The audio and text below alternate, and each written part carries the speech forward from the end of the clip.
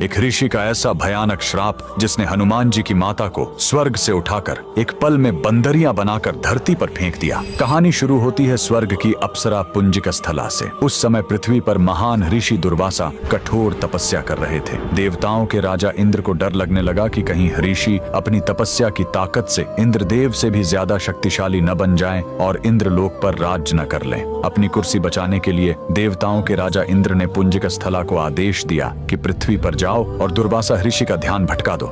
इंद्र के आदेश पर वह ऋषि के आश्रम गई और उनकी तपस्या में बाधा डालने लगी।